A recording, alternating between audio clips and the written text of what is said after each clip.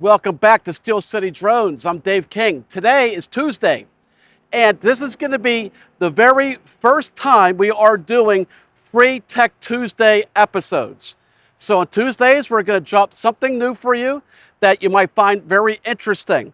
And I got the perfect first topic that I think most drone operators will definitely find interesting. What that is that most people are unaware that your flight app gives you incorrect flight height information for how far you're actually above ground. So when we take off, the drone is actually using the takeoff altitude for reference. And unless you stay exactly at the same ASL, which is above sea level, it's not going to be accurate. So what we're going to do is we're going to go ahead and fly the hillside that's up here. There is quite a bit of elevation change that I'm going to illustrate what I'm talking about. So this is the hill that we use for mapping training a lot, and there is over 100 feet of elevation change. So you'll see that the drone is right down on the parking lot where I am. And it's showing that it's 300 feet high. Now, what I'm going to do is, I'm not going to touch the height control at all. I'm going to go ahead and now fly directly up this hill.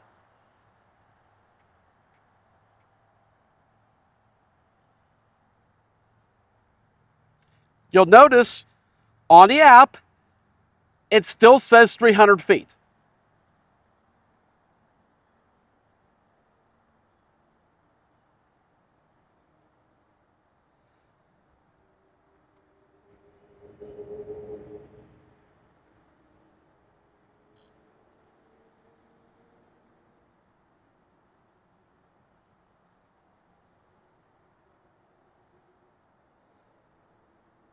So right now, I'm about almost all the way to the top of that hill.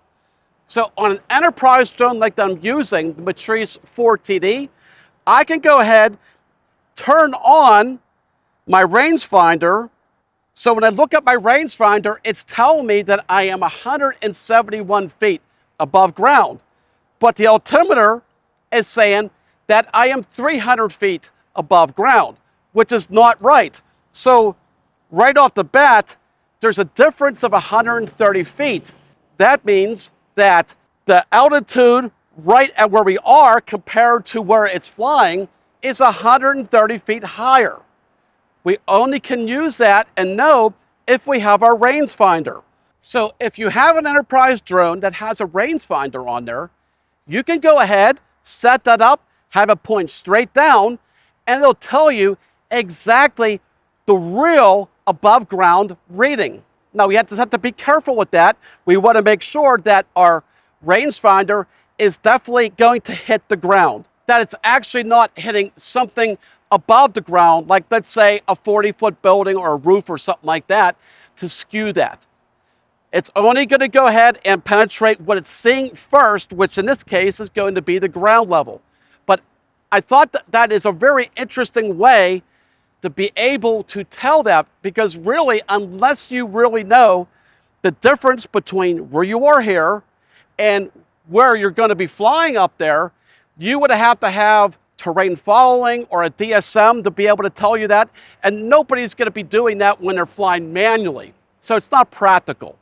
So with that said, this is a good way to show you that most of the time, the data in our flight app, and it doesn't matter whose drone it is, you're talking about every type of drone, does not have the technology to tell you true above ground ratings, especially when there's a difference of terrain that the drone has flown to compared to where it has taken off from. Also, not just going up the hills, but going down the hills is the same way. Now, again, if you're going over a hillside that has a lot of trees on there, well, again, it's only the rangefinder will then only be able to see the top of the tree.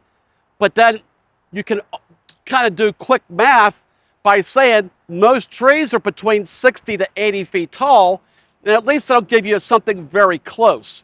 Because if you look at where we are in Mount Washington here in Pennsylvania, and you go over that hillside, there is going to be as much as a 400-foot drop from the top of the mountain to the very bottom.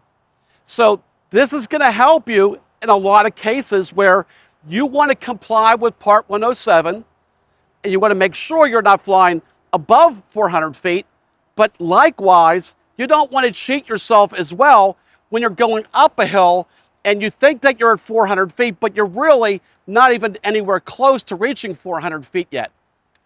And that is this free tech tip today.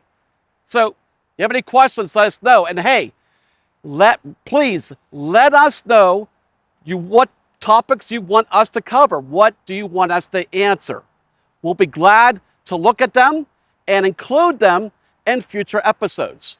So thanks again for watching, and we'll talk to you soon.